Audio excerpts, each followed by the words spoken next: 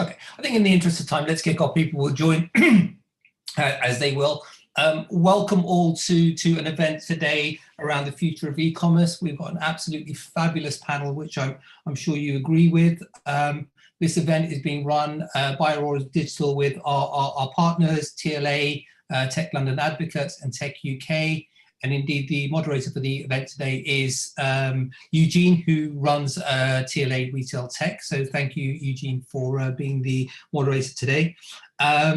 As a background, Aurora Digital, just as a one-liner, we showcase, we support great tech. That's kind of why we exist, and that's why we run events like this, to showcase events, showcase technology with partners like TLA and Tech UK, who are obviously in the tech space as well. Today's session will hopefully provide you with some wonderful insights into the future of e-commerce, with some lovely case studies or stories of real life examples as well. Would love to hear your feedback after the event as well, so please do provide that to us. It helps us to make sure that we're hitting the right tone with these types of events as well. So really hope you enjoy the event today. I'm going to hand over to Eugene with that, and hope you enjoy the event. Thanks so much. I'm happy to be here, and I'm very much looking forward to the event today as well. We've got quite a range of topics and panelists, so it'll be really interesting to hear a diverse range of perspectives. So just a quick bit about myself. Eugene Fisher. I'm a retail strategy consultant, and I specialize in building new product, services, and ventures, and also building innovation capabilities. I lead the Tech London Advocates Retail Tech Group, and we focus on championing startups that are doing interesting and innovative things in the space of retail, as well as retailers who are doing innovative projects as well.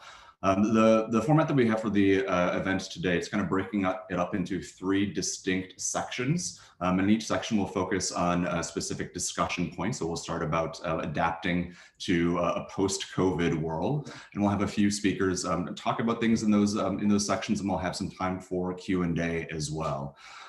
So as I mentioned, lots of great speakers from KPMG, the British Retail Consortium, Kingfisher, Incref, N Brown, and Jules, and I'll let each one of them introduce themselves as they speak. And with that, we'll start things off with the first section of the conversation, which is adapting to in post-COVID world with e-com. And I'd like to invite Paul Martin, the global retail lead and the UK head of retail at KPMG, to start us off by sharing some of his perspectives on the evolution of retail, from retail to consumer commerce. Great. Well, look, good morning, and thank you, Eugene, for that kind introduction, and to Sandeep and the team for having me today. Eugene, as you highlighted, I lead KPMG's global retail practice. I'm not an accountant by background. I am a retailer by background, and at KPMG, I make sure that we match all of our great service propositions with our in-depth industry expertise. And I'm going to spend the next 15 minutes taking a step back and looking at the market context. Eugene just mentioned the title, Transitioning from Retail to Consumer Commerce. And in that context, I'm going to start with a somewhat provocative statement. And I do believe that over the next 5 to 10 years, the word retail will become obsolete. But let me explain in a couple of minutes what I mean with that. And I'm going to structure my overview into 3 key segments. I'm going to start off by talking about why I think the market is changing. Then I will focus on what the market is changing towards, and then how you can transition from today to tomorrow. I appreciate there's a lot to cover in 15 minutes, so some of the points we will not be able to go into the utmost detail. But in that context, I have quite recently written a paper called The Future of Retail, Transitioning to Consumer Commerce. If you would like to have a copy of that report, please visit kpmg.com, link in with me, and we can make sure we send you that publication. It is fair to say that retail over the last 12 months has really faced some pretty significant challenges. On the one side, for various retailers, it has been really a troublesome time due to a very significant decline in demand. For other organizations, they have seen a very significant uplift in demand. And if you look back to 2020, many commentators highlighted that it was the worst year on the British High Street. Slightly to the contrary of that, I do need to say, and many of you know, KPMG partners with the British Retail Consortium to collect the weekly retail sales data. We play this back to the market on a monthly basis, so we're able to see on a very accurate basis how the industry has performed. And if I look back to last year and I look at the entirety of the market, we believe that the overall UK retail economy grew by 0.5% last year. But, and this is the big but, I have never seen the industry as polarized as before. The non-essential categories, specifically looking at menswear, women's wear, footwear, or the beauty category, had a very challenging time. And in these cases, we saw double-digit declines. Of course, online over the course of the last 12 months has accelerated significantly and picked up some of those lost store sales. But overall, the non-essential categories, and not just in the UK, in many other markets around the world, had a very challenging time. But if I flip the coin and I look at the essential categories, specifically grocery or categories related to the home, look at DIY, home appliances, garden as examples in that context, they had a very significant uplift in sales.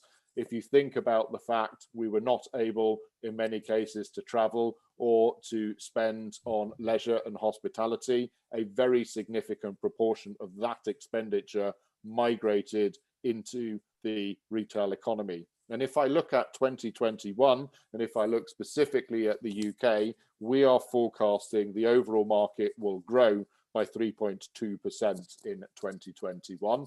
It will be a game of two halves. The first part of the year, we will see a very similar growth pattern as experienced last year, with those essential categories benefiting most significantly. But as in the UK, many of you will know, as of 2 weeks ago, we have seen stores start to reopen. We're still waiting for leisure and hospitality open their inside premises. And in that context, we will see sales starting to shift away from those essential categories into non-essential categories. And our detailed category forecast, and again, if you would like some of this data, please contact me offline. Our detailed category forecast shows us that those categories that experienced the worst decline in 2020 will see, from a percentage perspective, some of the biggest uplifts in 2021, although it will take until 2022 in many cases until they have regained their sales levels from a pre-COVID perspective. If I then look at what does this retail routine, what should they do? I would highlight 4 key themes that should be at the center of everything you are thinking about. The first theme is around business models and partnerships. But before I dive into that, it is important to say these 4 themes are not new themes. We've been talking about these themes probably for the last 10 to 15 years. COVID has accelerated the pace of change and the urgency to address these topics. Business models and partnerships is the first key theme in this context. And it is fair to say the retail business model up until 10 years ago probably hadn't changed for 2,000 years. The value chain of sourcing great product, shipping product, and selling product in a physical location had been the same for a long, long time. And if you were good at it, you would source more product and you would open new physical locations. Of course, the route to market has become more disrupted. E-commerce being one of, if not the most significant disruptor. Pre-COVID in the UK, a penetration rate of approximately 20%. Today, that penetration rate stands at close to 30%. In many categories, that penetration rate is significantly higher. Historically, food that had a 6% penetration rate was ratio was so much lower. Food has now grown to 17% penetration, which represents a really, really significant game changer in this context. And many commentators have highlighted the online acceleration has been 10 years of growth within 12 months. But if I look at markets like South Korea or China, we can see further route to market fragmentation. If you think of social commerce or voice commerce that are really still in their infancy in many Western countries, have already got a much higher adoption rate in some of these countries in Asia. But we also know retail is a lower margin sector, and transitioning from today to tomorrow is going to be complicated. There'll be a lack of capital, a lack of capabilities to undertake this necessary transition. Therefore, partnerships are going to be really key from a front and from a back office perspective. And in some cases, even considering of, in inverted commas, dancing with the devil, organizations that would have been perceived as competitors is going to be more important. And that links me to the second key trend, cost of doing business. Over the last 10 years, retail profitability around the globe has declined by 50%. In a market like the US or the UK, that decline has been even more extreme. I appreciate this is a median number, and in some categories and some businesses have done significantly better. Others, of course, significantly worse, as we have seen over the recent years, a number of household names that have sadly departed.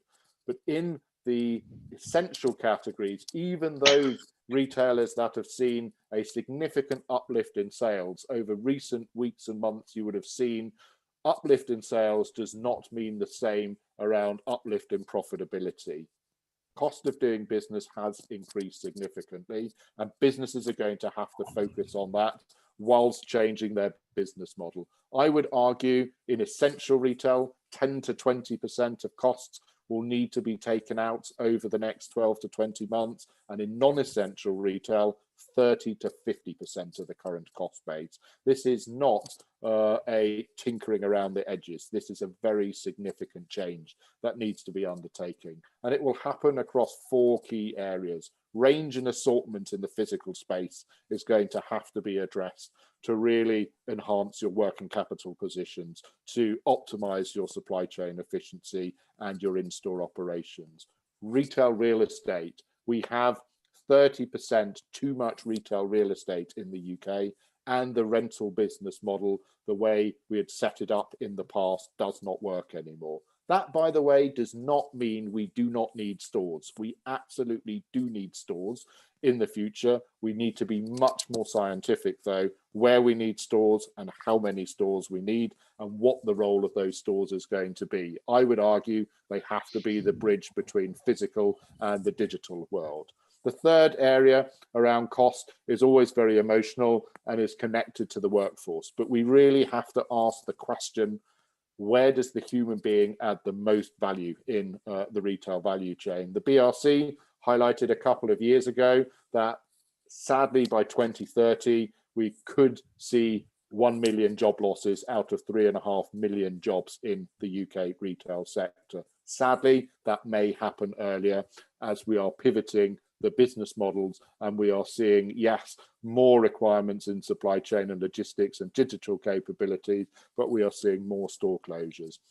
And that brings me to the fourth area of cost of doing business, which is the need to pivot away the capital investment profile from store openings and store refurbishments towards technology and supply chain investments. Again, I mentioned we need stores, but we cannot spend 90% of our capital investment budgets on the store side whilst we are increasingly competing against data and technology businesses.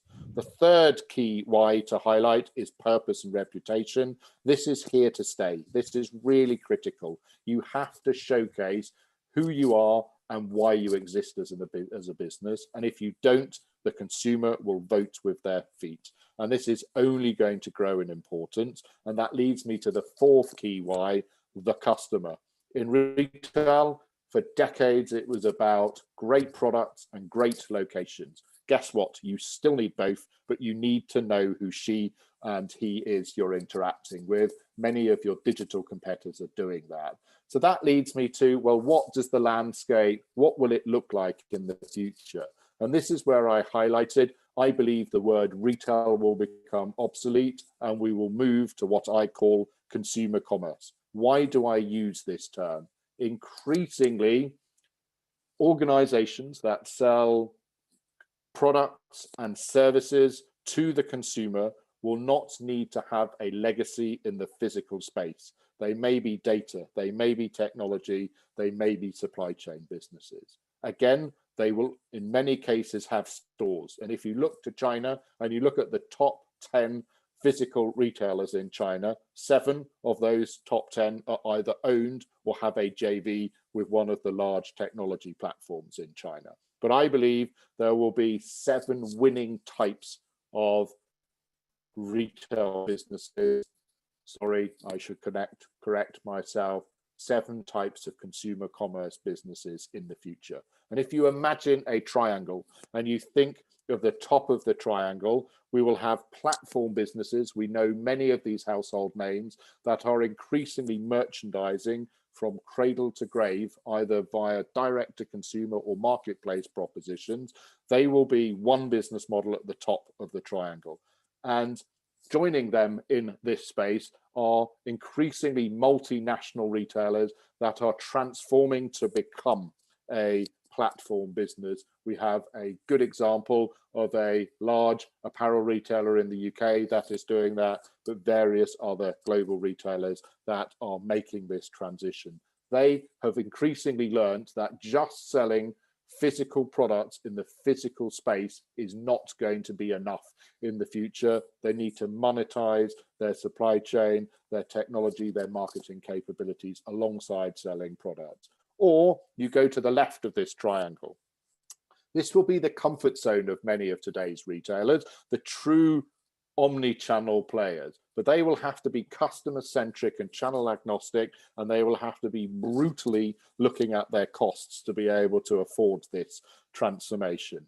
And many of these players, and I call them the national heroes, a lot of today's high street brands will go and fall into this part of the triangle. But increasingly, they will be challenged by the brands that will be going direct to consumer and have learned either by using platform as a service providers as their go-to market channel or doing it directly, that they don't need the box as the distribution channel. And then we will also see many of the value players, the discounters, also play in this space. Yes, they have a lack of an online capability there, but in that context, they will also, and they have a cheaper operating model, they are leaner and have a longer runway to operate. Or you look at the right of the triangle, and this is where you have the category specialists that are brilliant at what they do.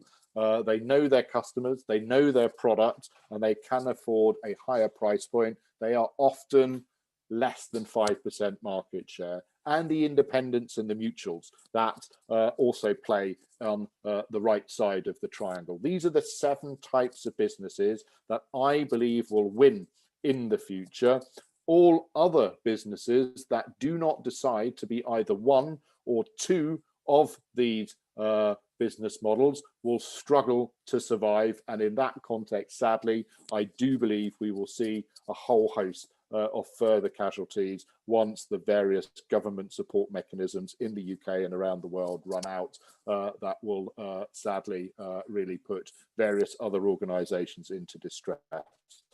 So I've spoken a lot about the why, the what, the how, and I've given you a very initial overview on the how, but I think organizations need to really define what they want to be going forward of those business models I've described. And when you define, you need to decide, do I want to buy, do I want to build, or do I want to partner? Once I've made that decision, and in some cases you will choose to do multiple of these options, you then need to design, you need to pilot, and you need to implement. Much more detail in the Future of Retail document I referenced, but thank you very much for listening, and I'll hand back to Eugene. Thanks so much, Paul. That was really interesting, and I'll look forward to seeing the document as well. I really love that you kind of highlighted one of my focus areas, which is the shift to platform businesses. And that's absolutely something that I've been working with retailers, both in the UK as well as in the US, but how they can, shift how they look at their core capabilities, especially some back office capabilities, and consider how they could actually apply the platform business model to their existing business model, which I think is really interesting. And I also really liked how you talked about, the fact that retail isn't dying. The high street isn't dying. It's just shifting. And what's fascinating is that, in the retail, you mentioned last year, there was net growth, but, over the past 5 years, I think retail has outperformed the overall UK economy, right? Not by a lot, but at least by a little. And so I think it shows that, retail isn't dying. It's just changing. And, similar to the model overall, what retail looks like on the high street is also changing as well. And that's actually an interesting transition to Mark Latham from Kingfisher, who will be discussing a little bit about how retail stores, physical stores, can start transitioning to act as mini warehouses, mini DCs, which is definitely something that we saw increase in popularity over the COVID crisis. And so, Mark, I'd like to welcome you on to share a little bit more about that. Thank you very much. Very, very difficult person to follow there. My goodness. I'm busy, by the way, amending some of the things I was going to say after his talk. So well done. A great opening speech, I have to say. It really engaged me. So a little bit about me. As you can see from my lack of a hairline, I've been in the retail business. I think it's a typical attribute of most retailers. I've been in the retail business far too long, more than 35 years, in fact. I'm at the tail end of my career, I'd like to think. Although, as every retailer knows, you pretty much die in this game. So I have no intent of stopping anytime soon. And I'll start by saying I am a retailer. I'm not a tech guy. But by goodness, over my 30 plus years, have I seen the significant rise of tech. And frankly, for me as a retailer, the visibility of data to make more decisions. I'll start off by saying something that is maybe highly irrelevant, but I do remember taking the earlier presentation when we used to decide on where stores went in a country, not just the UK, but anywhere, by walking around on dusty streets and saying, that's not a bad corner. There seems to be a fair amount of people walking up and down here, or there's a car park over there. And they all come out of that entrance. So let's have a store here. And that was almost as good as it got. But now things are changing. And I think for me, the most significant thing is, our population, especially in the UK, has become more and more and more over my 30 years condensed. And when it becomes so dense, so you need to think, what do you really need that offer to be? And, I'm a high street guy in my blood. I will never fight for the high street if it has to be. But, when I look at, and I'll share some numbers with you, but when I look at population density, and having lived half of my working career outside of the UK, and in fact, outside of Europe, some of these numbers, and mentioned about China earlier, are quite astonishing. So, we look at the UK market, and overall, we've got a density of just shy of, I think, and don't quote me on these numbers, most of them are Deloitte's, by the way, so I do apologize, but not using KPMG data. Please forgive me. But about 300 people per square kilometre, okay, in the UK. As soon as I look at England only, it becomes 450. And as soon as I look at London, it becomes somewhere per kilometre around 10 to 12,000 per kilometre. And therefore, you've got in the UK quite a microcosm, because how you serve customers in Wales and Scotland is a different scenario to how you should really, from a real retailer cut and thrust, serve them in London. London's really expensive to rent per foot. So what is the plan in London versus Scotland?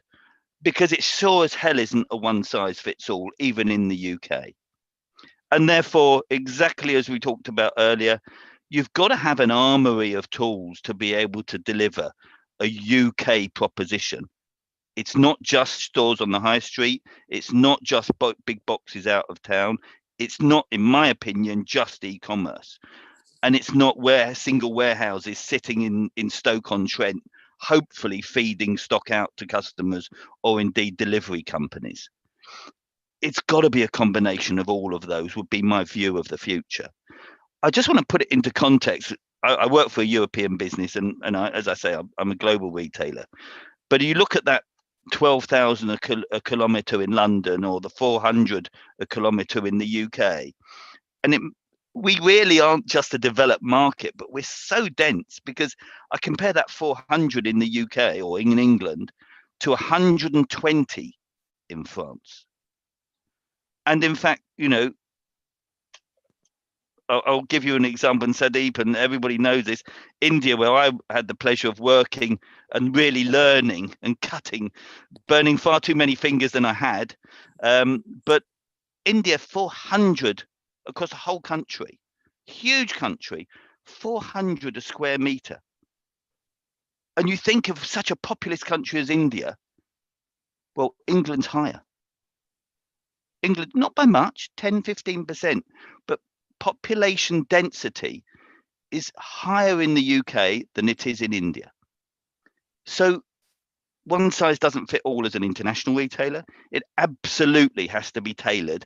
And I think even looking totally at the UK, which I hate to do, I put my hand up as somebody who voted against Brexit. So I am a European, definitely. Even in the UK, we have to have a model that is flexible to service our customers the way they want to be serviced. The one thing that does bind them all, without doubt, is the fact of the use of online search. There is no question, whether you're in the food business, whether you're in my current industry of the home business, or indeed in the fashion business, online search is where you win. And there's no question that if you don't get that right, if you haven't got the right sort of presence, and I just don't mean a GoDaddy website, I mean real presence with real content and real interaction and real services and real digital ideas that you can then maybe utilize when you go into a store as well, my goodness, you're going to have a tough time in the next few years. And, you know, that's somebody with not many fingers left, having burnt most of them off. My goodness, you'll burn your hands off if you don't get that right. So digital presence and winning on search, not just paid, is absolutely fundamental to the survival of a retailer in the future. And I saw that in India. I saw that in developing markets in the Middle East. The penetration of mobile search in those markets way exceeds the UK even. So we talk about them as developing, they are way ahead of us. And China even more so. I think China, correct me if I'm wrong, Paul, but you know, I think the numbers in terms of online search now way exceed, and digital mobile use for searching online is in the 70-80%. To actually trade and buy things online, way up there. But to put it into context, in the UK, the numbers, and I do apologise, Paul, again from Deloitte, but the numbers are, you know who we work with, don't you? It's obvious. The numbers from Deloitte would suggest, and Google backs this up, that overall as an average, somewhere between last year, 70 to 80% of all retail business started its life with an online search. Online search, whether it be buying online or the majority of cases, as Paul mentioned, buying in store or another route, absolutely online is the starting place. And in the UK, we just have to get that right. And, you know, we've all been on more sites than we can mention just to survive and take away the tedium as customers and as retailers over the last 12 months. We haven't got anywhere else to go. And my goodness, there are some shockingly bad sites out there. And by the way, I'll put my hands up, we're not great either. Whether it be load speed, whether it be availability of product, whether it be terrible images, whether it be the important bit as a retailer. So, okay, you've got me engaged, you've shown me great content, you've shown me an interactive 360 video. But then if I actually see that there's no stores in my area and my next home delivery slot is 3 weeks away, you've lost me. And therefore, that combination, as Paul mentioned at the beginning, is just so critical in terms of that search online and winning, and then following up while you've still got them on your site, following them up with options. And I'll use a really good example. I'm very, very lucky to have a home in France, and the French retailers, because of that scarcity of people, 120, one of the lowest in Europe per square kilometre, Paris aside, obviously, they have to have those options. Otherwise, they just don't get traffic. So the technology to support those options surfacing to wherever that customer may be is so important. And Boot is a really good example. If anybody goes onto their website, furniture retailer, so admittedly my sector, but many are the same, there's never a question of it's only available on one route. It's in your local store, which may be a good hour's drive from you in France, if you're in the country like me. It's maybe not in your local store, but it's in a store an hour and a half drive, and they'll service it even. Do you want to click and collect there one day in the future? Do you want a home delivery in a week and a half's time? Or actually, do you want us to do a next day delivery, which you will pay for, to your store in 3 days' time? And it's very common now to see 4 or 5 options for an online or omni-channel retailer being presented. It's not an either or it's not a take it or leave it, which so many UK retailers are still playing with and struggling with, I would suggest. And that really drives those penetration levels that Paul mentioned. Again, I'm sorry now, Paul, to keep referring to your deck, but it was so strong. And you know, food being the classic example, one of the strongest players in France is the food segment in e-commerce. Not for home delivery. They don't want to touch home delivery. You can imagine with the people spread so far away, it would kill them with their margins. But by Christ, their click and collect proposition, which Sainsbury's is saying is, oh, look at our clicking. They've been doing that since the year 2000. The technology to click and collect frozen food in France is going to blow you away. There's no one in the UK doing that at the moment. And as a result, you know, 25% penetration of e-commerce for a food retailer in France is just about okay. And Paul's absolutely right. I think it's 15-17% in the UK, and we think we're doing, you know, we're really shaking it up. Well, people have been doing that in France for, you know, 10-15 years. So we've got some wake up calls. Clothing, is it going to go 50% online? I think overall, yes. But again, that balance between that store experience, the service, and indeed the click and collect next day to your local store, which of course is a much more profitable proposition than delivering it to home. You know, those options that we all have to play with are just so important. So what I'm saying is there's no single path for e-commerce optimization, and certainly in our business there is no single path. We want to deliver, dependent on where you are, at least one, if not two, if not three routes to get you that product. Exactly as Paul said, I don't want to have 35,000 SKUs in a big box sitting across 300 sites, or in the case of Screwfix, 650 sites across the UK. We can't afford that. So we have to have the data to show, and it's geographic, it's geo data, where customer demand is, what the demand is for. Is it trade focused? Is it DIY focused in my case? And the store ranging now has to be much more precision led than it was of the past. Of, you know, my old M&S days, we had a top 50 store range, we had a top 100 store range, and whether that store was in Scotland or indeed on the south coast, it was irrelevant.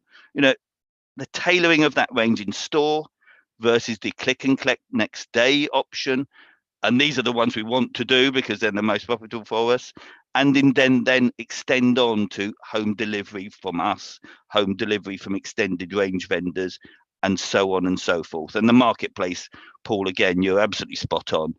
If you're not into that in your 3-year plan, maybe we should all think better about it, because those collaborations with other retailers, and I know Jules is with M&S, so what great example, you know, really important. And, you know, thank God I still have shares of my pension in M&S. So thank you very much, Lynn, for keeping that secure for another couple of years, please. The maturity, I think, is coming. You know, India, we talk about their penetration of digital, and I touched on it earlier. You know, more than 60% of urban population now are buying online in the urban centres in the UK. The UK as a total average isn't even half that, about 30%. So we've still got a way to go in terms of e-commerce, but that's not a bad thing, because if we can get that combination of feeding the right stock to the right customers in the right geolocations and using our store base, maybe fewer, but our store base to get them to pick up from that store, and then using our in-store environment in those fewer locations to inspire and to build that database of customers who buy and return, it's a win. And it's our future blood, would be my belief. So I guess what's holding us back really from running into that, we've had huge demand, we've had, you know, huge spending in many retailers, including mine, on infrastructure. You know, warehouses are just getting bigger and bigger and bigger. But funny enough, is that the right way? Maybe not. Maybe the right way is really understanding our existing infrastructure, and again, Paul touched on it, and really maximizing not necessarily dark stores, but gearing up our store layouts so that click and collect is a great experience, albeit shoved at the back of the store if the store's bigger.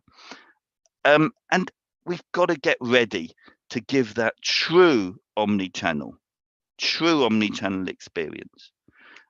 If we can do it, and then we can give the options of paying for customers to deliver to home, etc., it's a win. That's it from me. Anybody wants to have a chat with me about it, you can feel in my hands. I do apologize, I use my hands a lot. I'm a very expression and passionate retailer. I'd love chatting about it. It's my lifeblood. I haven't got any, don't try and talk to me about anything else. I'm as boring as hell. But hopefully I'd love to have a chat to anyone who wants to pick up afterwards. Thank you very much. Eugene, back to you. Great. Thanks so much, Mark. That was really interesting. And I love how you started out by talking about the importance of search, because I think there's been, you know, a bit of, you know, scuttlebutt and discussion in the digital optimization space about the relative importance of SEO, and is SEO dying? And I think very much it is absolutely not. Absolutely. So I'm really glad that you emphasized. So we're going to briefly, in just a moment, we're going to move on to the our second section, which will be discussing the impact of Brexit on retail. But before we move on, we're going to post a quick survey in the chat window for everyone to answer a question on. And I'd also like to ask one quick question before we move on to Brexit to Anjuman. You know, I think both Mark both Mark and Paul talked a little bit about the importance of inventory and inventory efficiency. And so, Anshuman, from your perspective, I'm curious if you could just elaborate a little bit more on the importance of inventory efficiency, especially as brands are focusing more specifically online, but dancing that delicate dance of having online, but needing to fulfill a little bit more creatively, possibly doing click and collect or several other markets or several other paths to the customer. So Anshuman, yeah, just your quick thoughts on that would be interesting. Sure. Thanks, Eugene. This is Anshuman. I am from Incref, co-founder, and we work with brands and retailers to help optimize their inventory on both merchandising side as well as warehousing side. Just picking on what Mark was saying, right? Having big box warehousing, is that the right way, or should we have lots of smaller pop-up warehousing, small dark stores kind of model? So interestingly, when I was last time in Europe and UK, I visited multiple warehouses, and one of the challenge which I saw was as e-commerce was growing in UK and Europe, brands were still managing e-commerce operations physically, like a segmented operations. So the B2B traditional business was running in a separate warehouse setup. E-commerce was running in a separate warehouse setup. And essentially what was happening is if you have, let's say, 100K inventory, you are splitting that inventory across 2 warehouses and not efficiently exposing that inventory to every sales channels and fulfilling where the demand is coming. That to me is the fundamental reason why the inventory is not efficient. In India, what we did with large international brands like Puma is basically allowed them to expose their 100% inventory to all sales channels, be it their B2B business, the traditional B2B commerce business, or their own brand.coms or marketplaces like Amazon, eBay, and others. Now, to do that, Eugene, there are a couple of things which are very, very critical, right? Your traditional legacy warehousing softwares, like let's say JDA, Manhattan, and so on, they're not designed to handle e-commerce operations efficiently.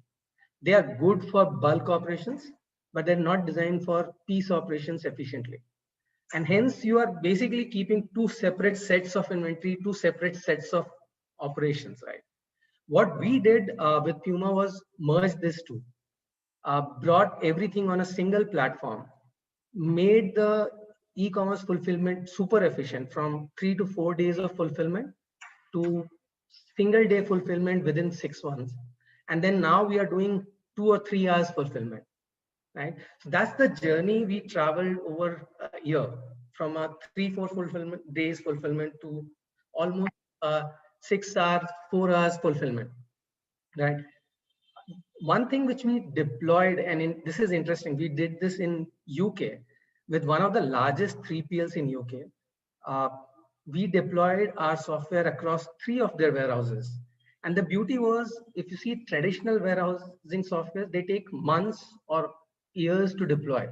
We did this in a couple of weeks, trained their employees in a single day, and they were efficiently running it after the second day. So that, I think that's the direction where the technology has to go to support the changing shift in e-commerce or commerce, right? It has to be fast, easy to use, and it should allow you to expose 100% inventory without making it inefficient.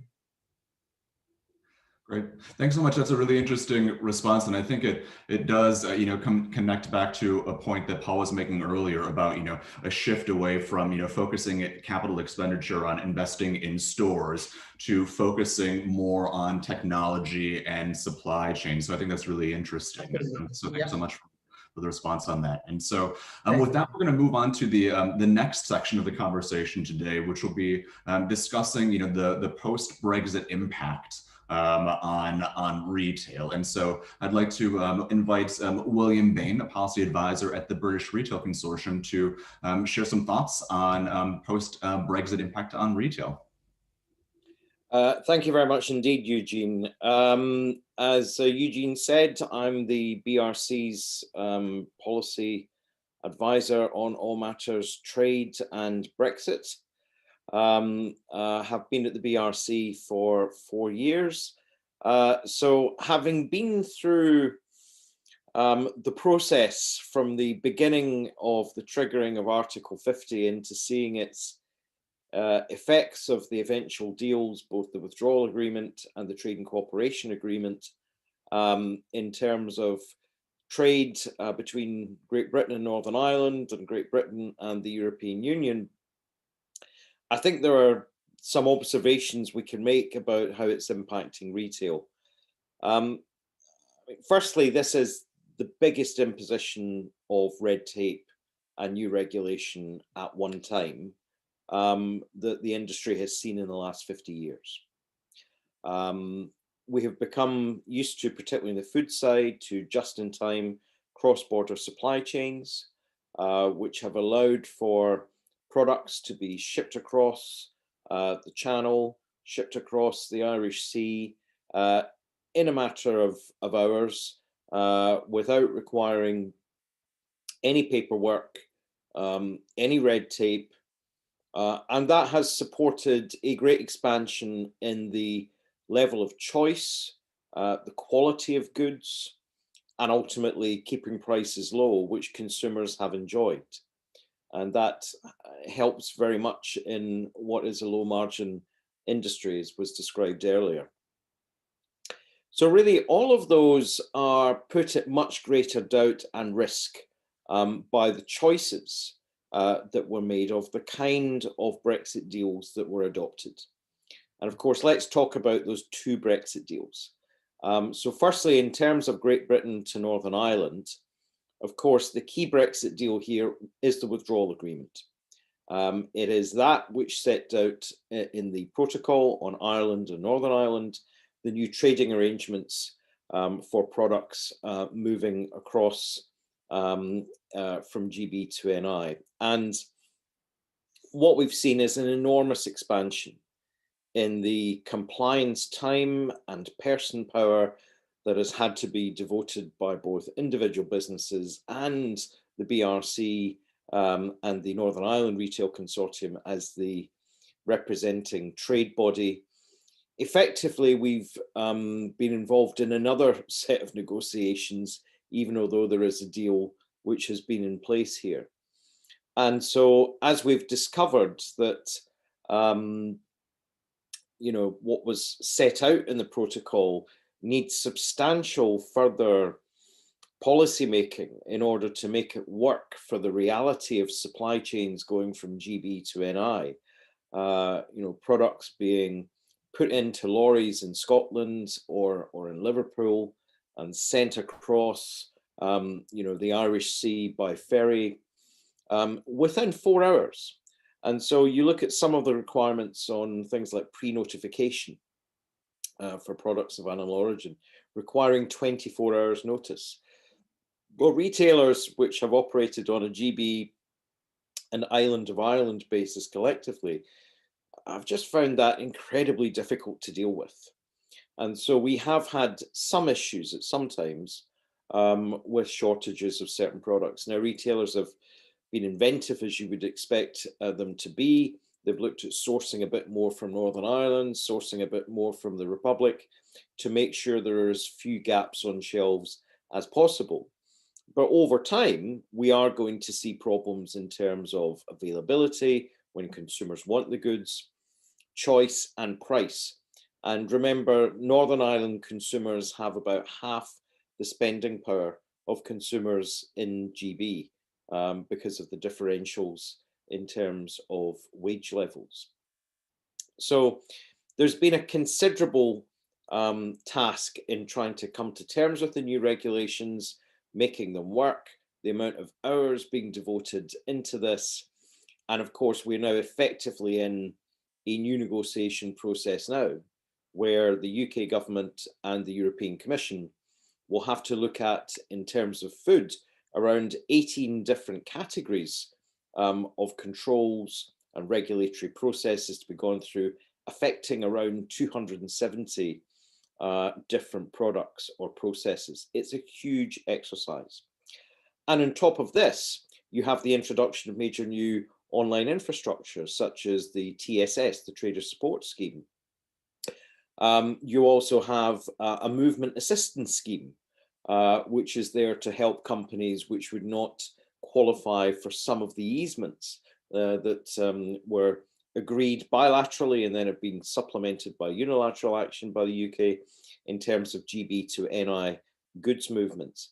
So it is there really, one could set up a vast industry in terms of compliance with these new rules alone. And this is really something that we see on a daily basis in terms of contact from members to ourselves about this. And I think no consideration of the impact of Brexit on retail could occur without a consideration of what's happening on the protocol. So we hope that in the coming months we will see prompt decisions being made by the EU and by the UK jointly rather than unilateral actions. We hope that there will be intensified engagement with business in Northern Ireland, particularly retail.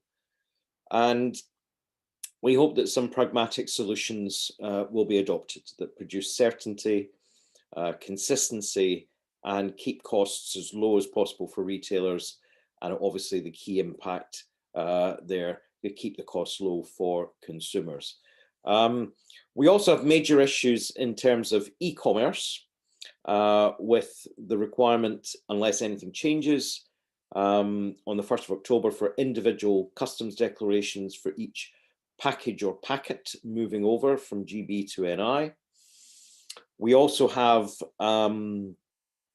issues around the establishment rule. So it is the case that companies who wish to send from the 1st of November packages or packets into Northern Ireland from GB need to have some form of business establishment in Northern Ireland or the EU. There's even more intense rules if you want to use the UK Trader Scheme, which means that your goods would be presumed to be not at risk of entering the EU single market.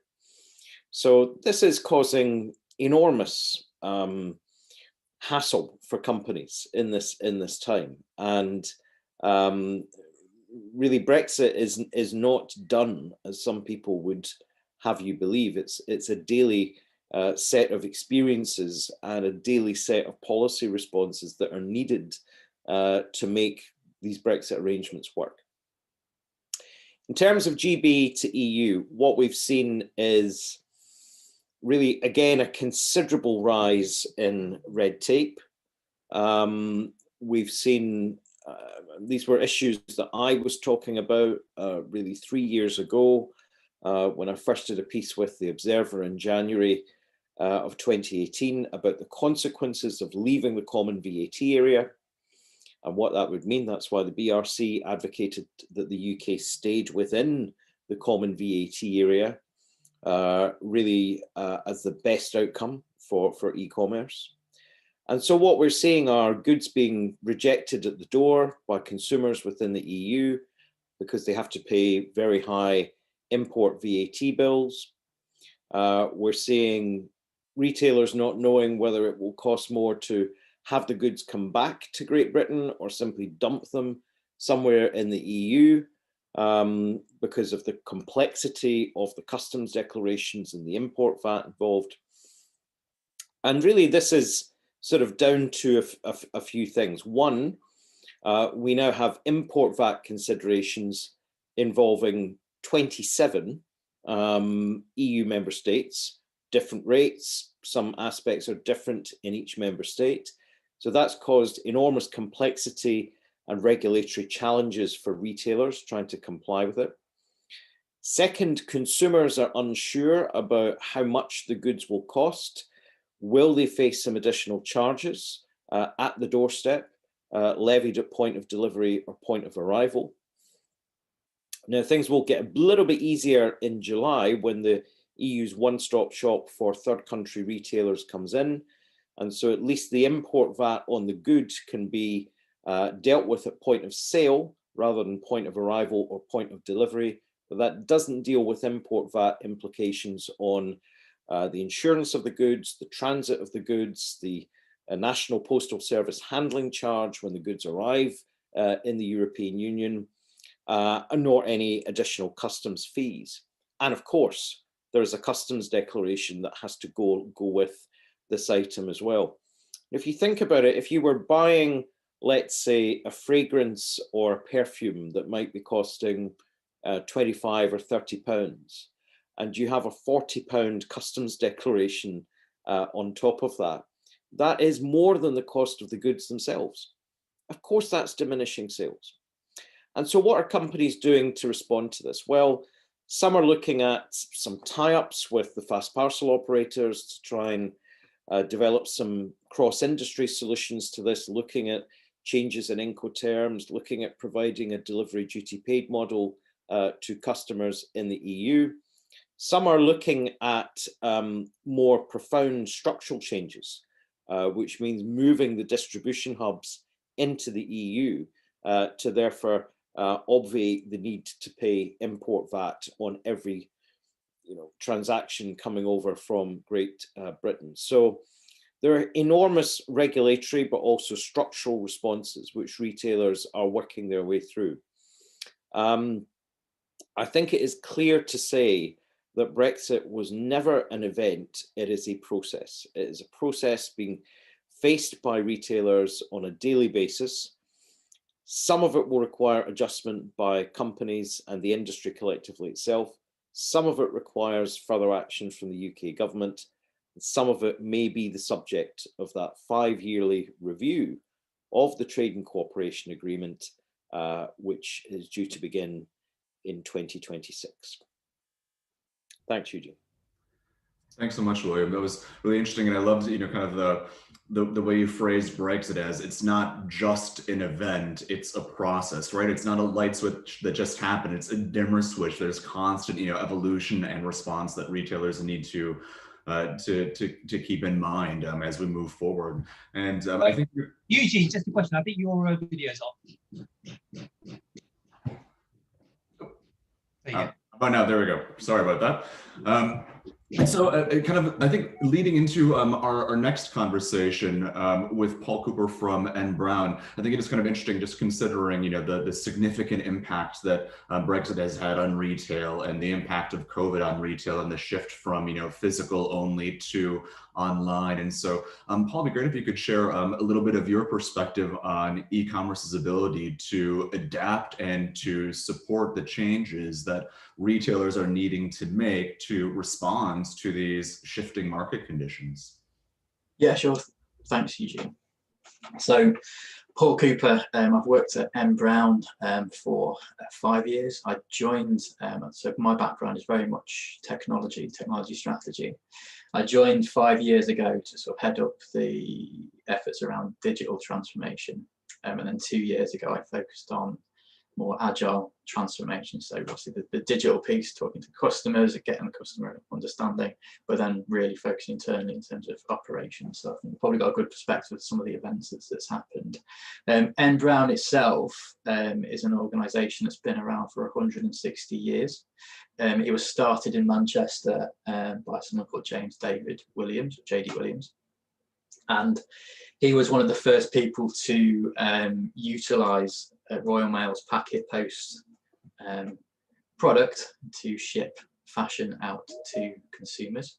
So I think innovation is something that's kind of at the heart of N Brown, I think. However, if you look at the last, it's been around for a long time, the level of innovation that we've had to adapt to over the last 2 years has just been exponentially difficult and challenging. I think being a digital retailer, that has put us in very, very good stead, and also being a UK focused digital retailer has helped us kind of navigate and manage some of the impacts of both the pandemic and Brexit. We 5 years ago, really focused on, I'm going to picking up a lot of the points that the panelists have made really resonate on some of the things we've been doing. So within our digital transformation, we were a kind of a heavily catalog based sort of offline sales organization. We also had the region of 20 to 30 stores. And we took the decision to really take our brands and focus those brands on sort of key customer segments within the UK.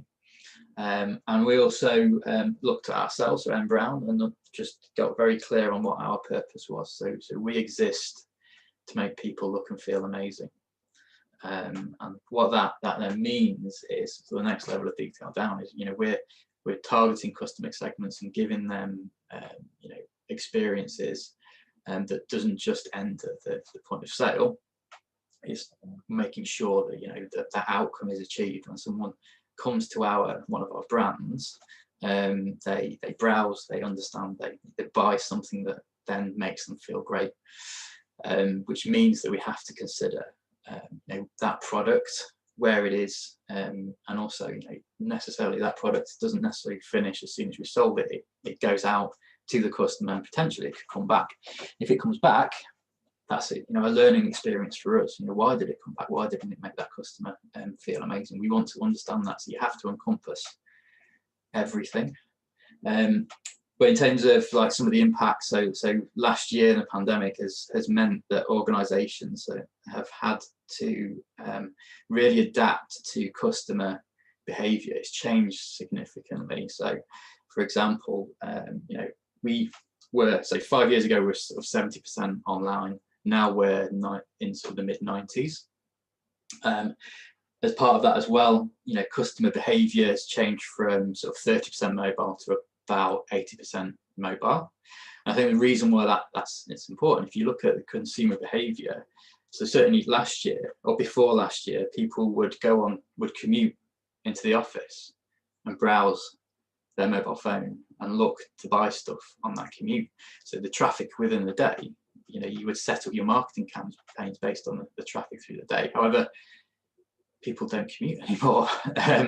Their behaviours different, the channel behaviour is different. So again, picking up on people, you need to be channel agnostic, but you really need to be aware of channels and the behaviour across channels. It really influences your business model and your how you market to customers. But one of the big impacts, obviously, the pandemic was that seasonal change, and also the product set change. The products that people were interested in, they weren't going out. They weren't buying party dresses. They're buying homeware and loungewear and things like that.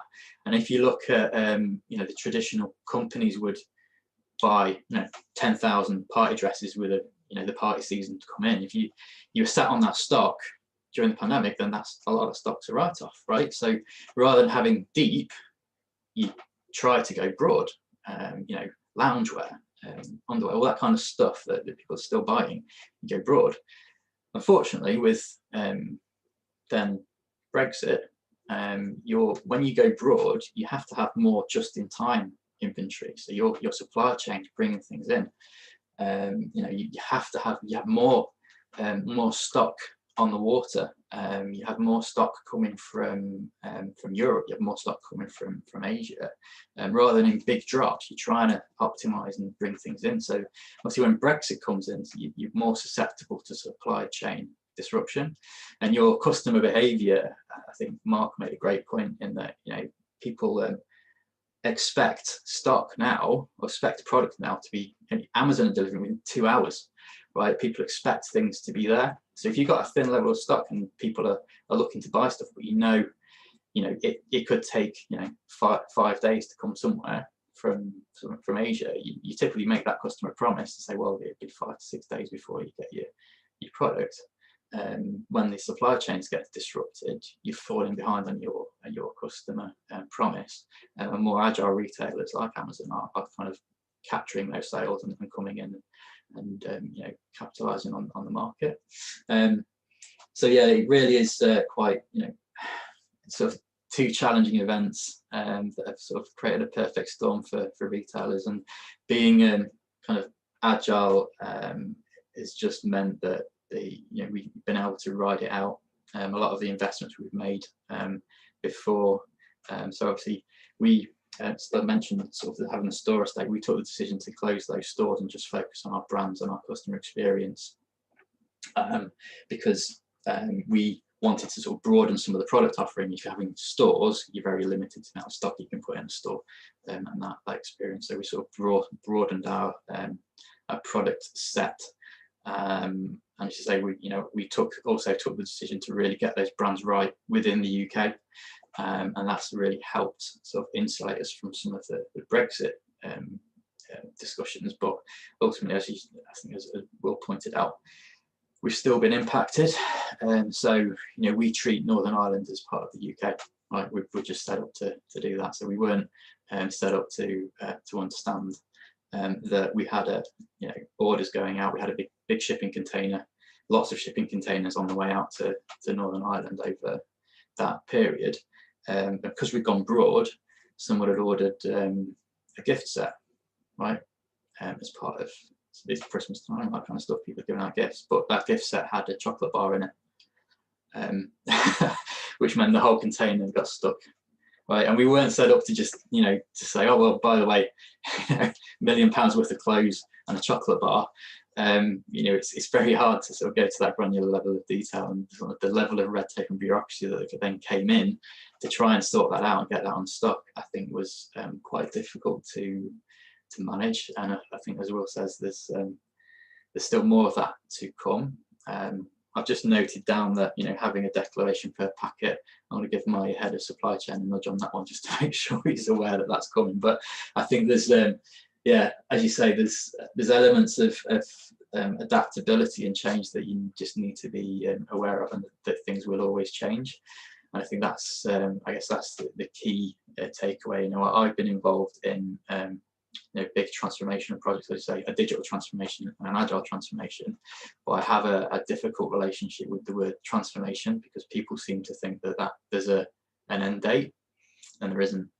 Transformation never stops, and you have to, companies that realize that, I think, are the ones that will adapt much more in the future, rather than the ones that think they can just do a big multi-million-pound year transformation and then done, I've transformed now, and everything will be rosy. But yeah, that's a quick whistle-stop tour of sort of impact and things from my brand, but happy to address any questions. So I guess back over to you, Eugene.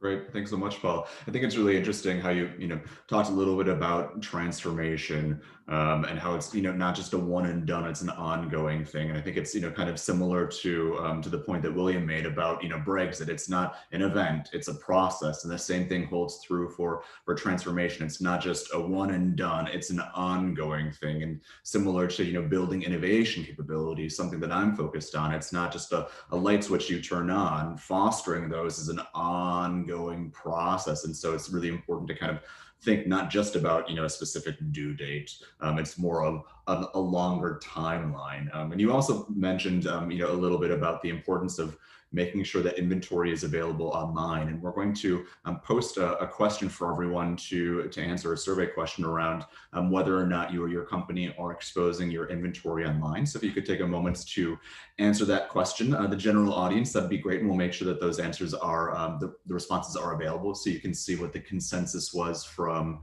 the rest of the attendees.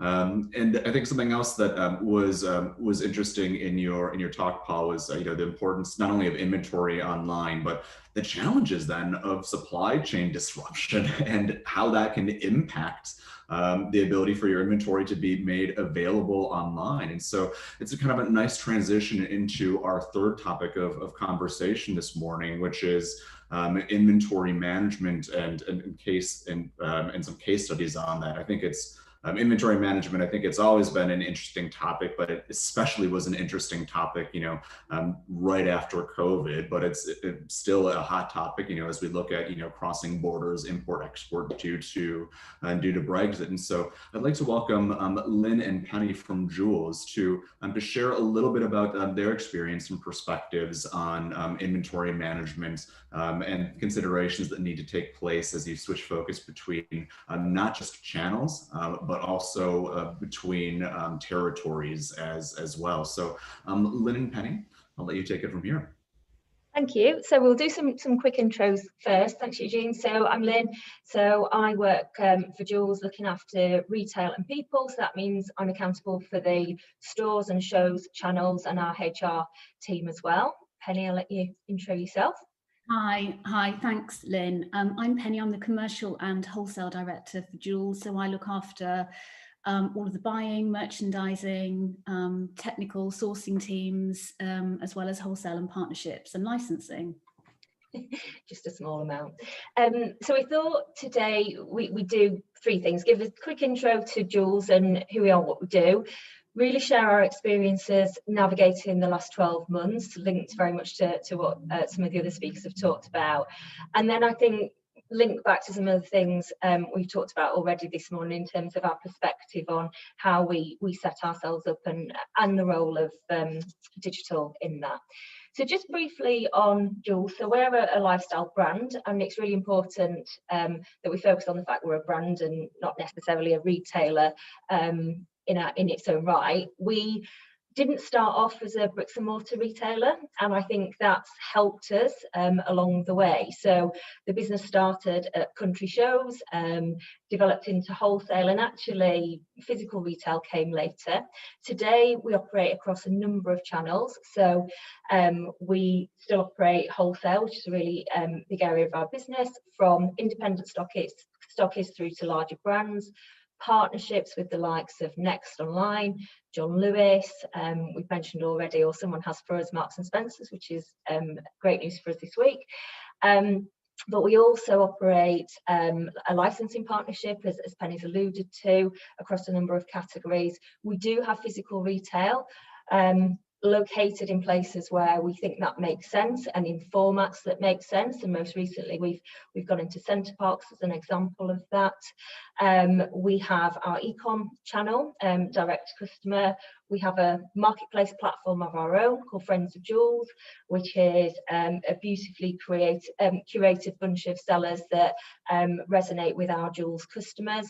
We recently acquired Garden Trading, which is another part of our group now, to really help us to stretch our categories and connect with our customers even more. We operate across, we've still got shows, I should mention that as well. So we still run shows, equestrian events, country shows and the like. And we operate across a number of territories. You know, some of those key ones being the USA, France, Germany. So to give you a bit of context, you know, the business has been multi-channel for a long time. We are genuinely channel agnostic, but we absolutely recognise that continued focus on digital, and actually how particularly our physical retail channel acts as an enabler to driving customers to our online channel and creating more significant lifetime value. So in stores for us, it's about brand awareness, attracting new customers, helping our people to really connect with our brand in that physical sense, but very much encouraging them then to move online or into any other channels, because we really don't care where they shop our brand as long as we're delivering for them. So that's a bit of context on Joules, and I've probably forgotten a few things that Penny might want to add, but it's probably useful for Penny to start to talk about some of the ways we've navigated the last 12 months and pick up on some of those conversations about inventory management and how you operate across channels. Thanks, Lynn. I think with that intro, you can guess that we've been really quite busy over the last 12 months, particularly with some of those new acquisitions and partnerships.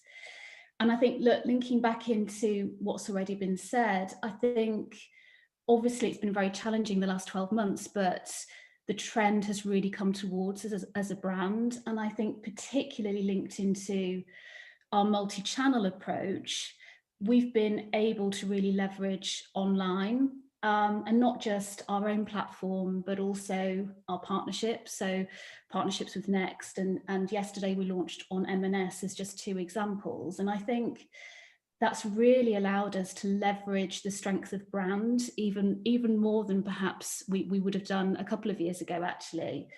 And I think twinned with that and that demand for brand and casual, it's allowed us to really focus in on what's important for us and our customer from a product assortment perspective. think it's very easy for brands, retailers to get swayed by trends, etc. But actually for us, we've been able to really connect back to customer and connect back to the heart of brand. And of course, with everybody being at home and therefore wanting comfort, a casual brand specializing across all the family, that's worked really well for us. But also, it's allowed us to really focus on some of our areas such as outdoor and consider how we accelerate on some of our outdoor areas even faster than we might do. And I suppose linking into the garden trading acquisition, Lynn, also then focusing in on, well, how do we maximise what we know is high demand for jewels in the home from nightwear and lounge to furniture with our partnership with DFS that's gone from strength to strength. So I think we're really excited about what we can leverage as we look forward from a homeware perspective. So I think category and assortment wise, we're learning all the time.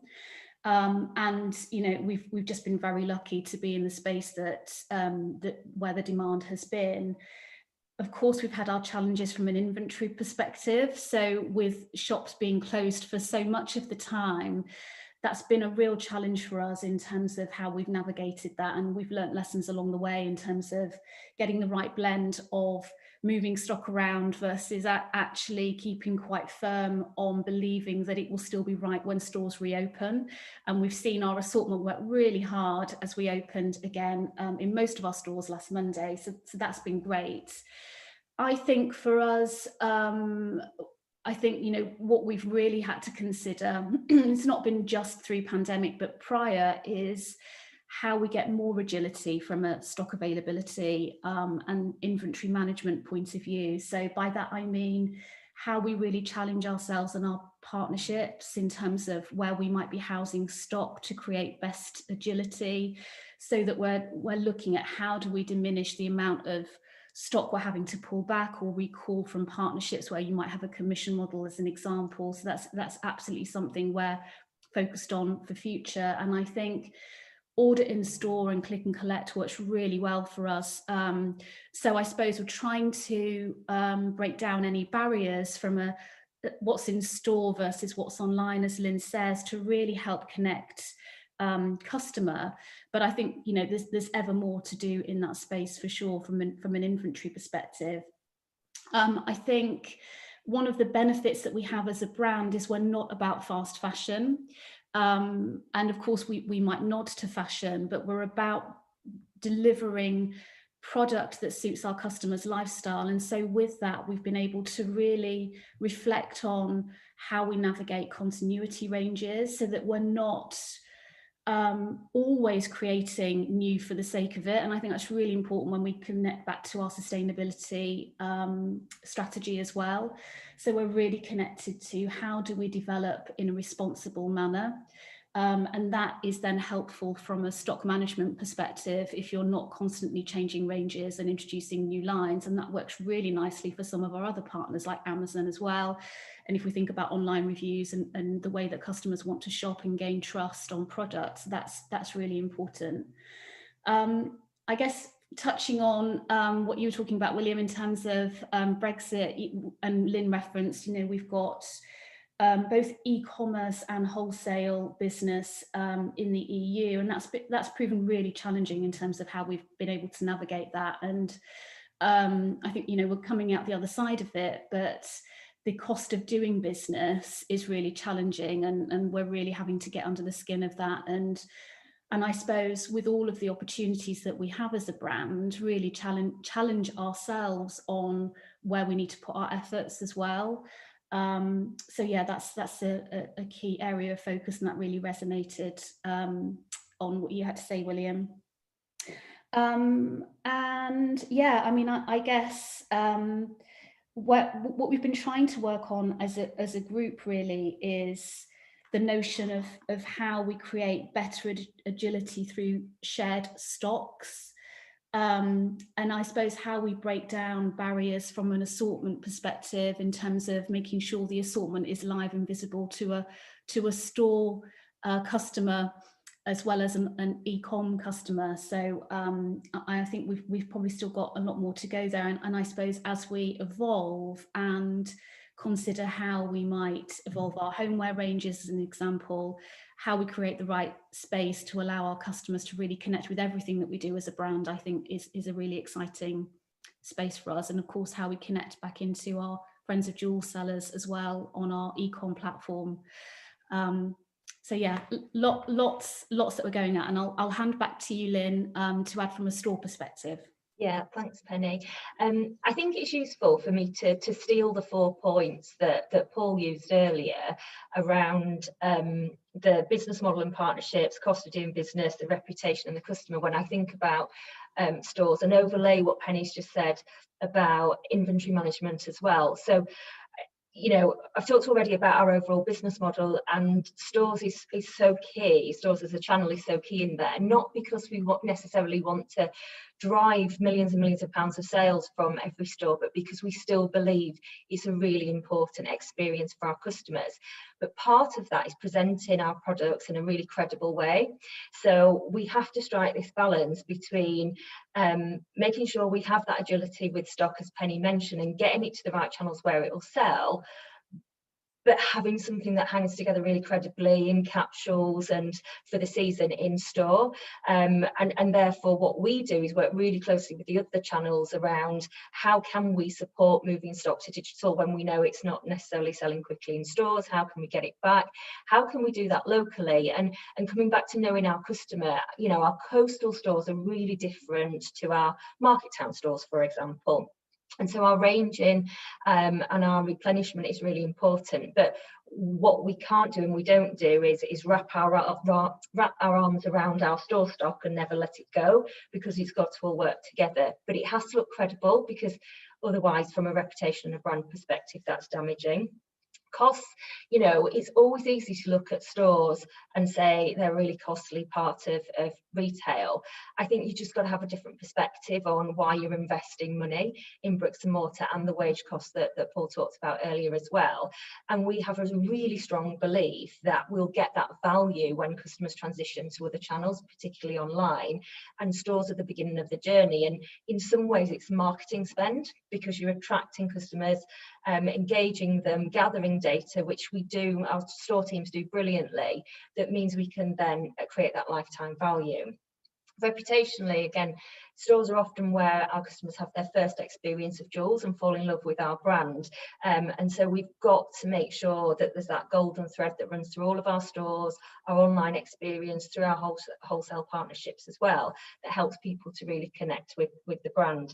And finally, the 4th point that Paul raised from a customer point of view, if I look at it from a store perspective and again a stock perspective, knowing our customers, really understanding that data and putting our best foot forward for them is so critical to us. So we will not have a store in every town.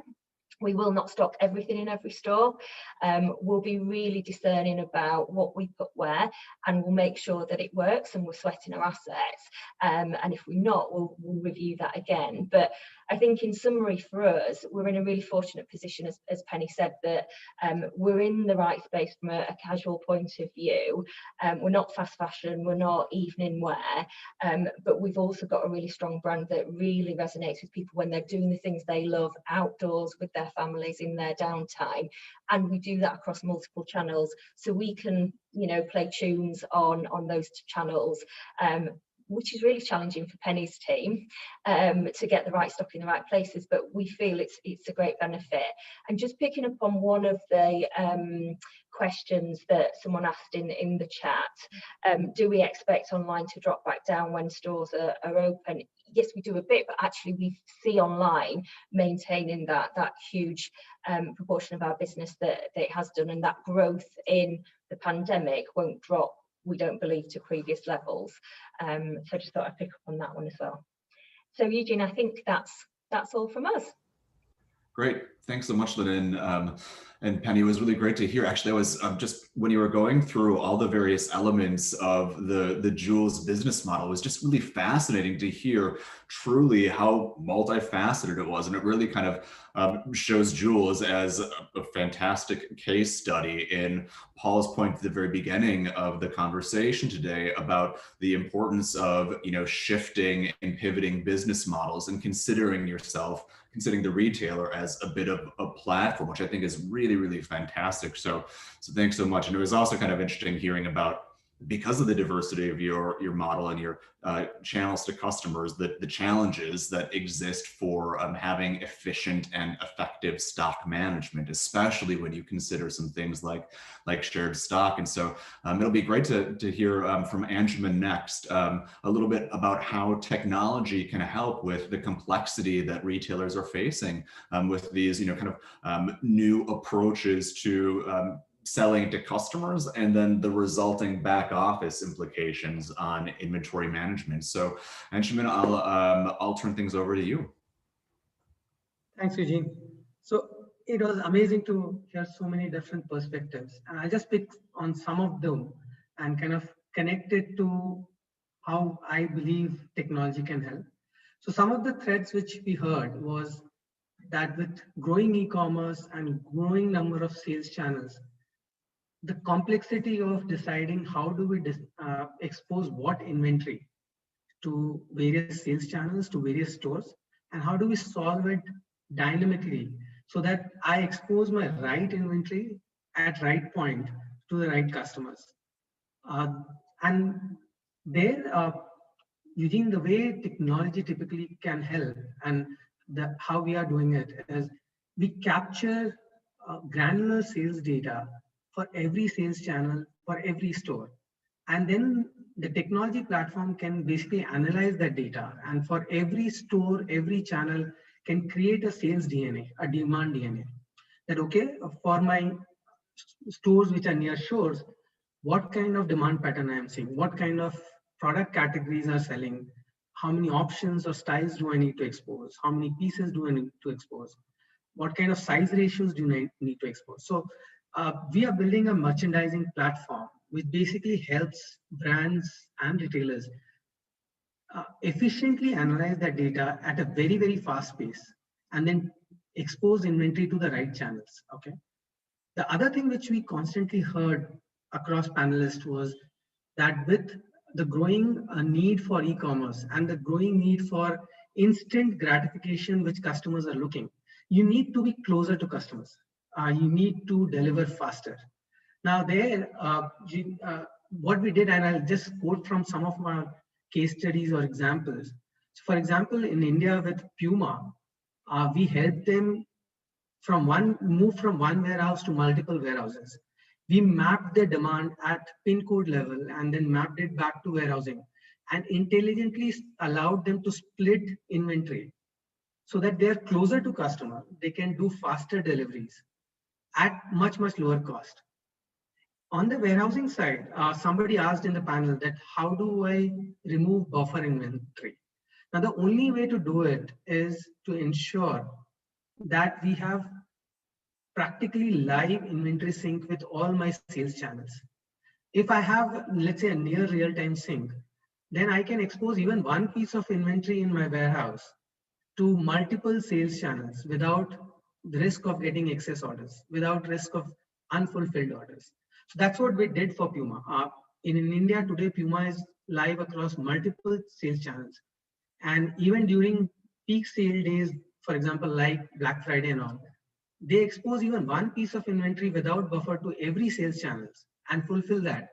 And over last 1 year, they have been fulfilling more than 99.9% of their orders within SLA accurately. So that's the power of technology, the right kind of backend technology, the right kind of planning technology. Typically the gap, Eugene, I see is that most of the legacy softwares are designed for bulk in and bulk out.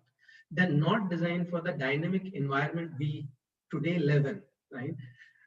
How do I decide, let's say for example, just giving you one example, right? How do I decide to prioritize my orders which needs to be delivered within 2 hours? Do I have a technology which can enable me on that, right?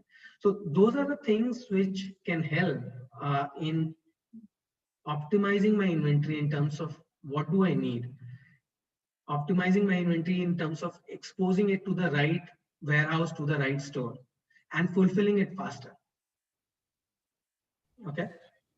Thanks. That was really interesting, and I think that you kind of touched on what seemed to be two key points that have emerged through all of the conversations that we've had this morning.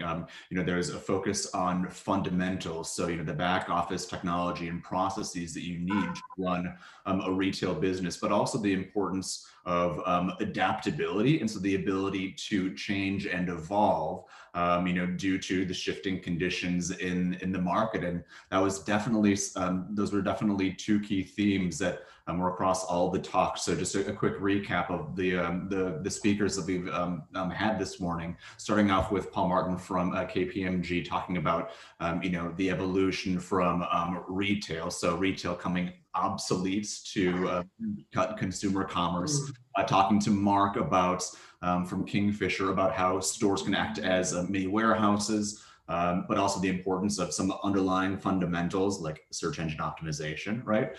We also heard from Will Bailey from the British Retail Consortium about some of the unique impacts of Brexit to the retail vertical. Paul Cooper from N Brown about acceleration and innovation and the importance of e-com platforms being able to platforms being able to support shifting business models.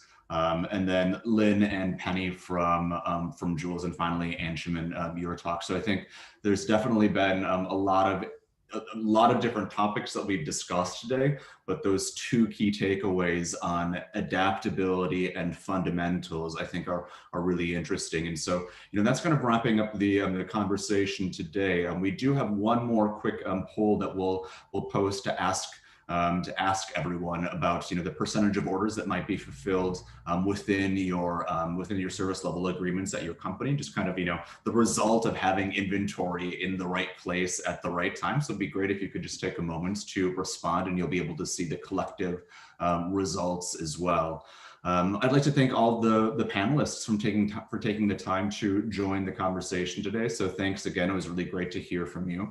And with that, I will turn things over to Sandeep to wrap us up.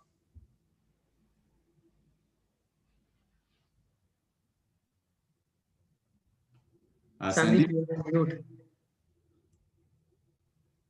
Let's start again. Thank you very much, Eugene, and thank you for doing a great job with moderating this event today as well. Thank you all for joining us. I hope you've picked up a lot. I think some marvelous insights were shared here today by such a diverse panel from lots of different sort of perspectives. If there's something you'd like to learn more about, if you'd like to reach out to one of the panelists, let us know and we can facilitate the relevant introductions. This session was recorded, so it will be available as a video recording to yourselves.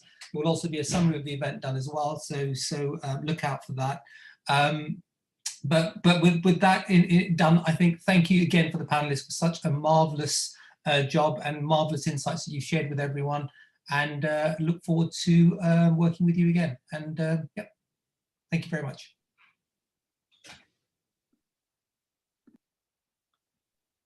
Thanks, everyone.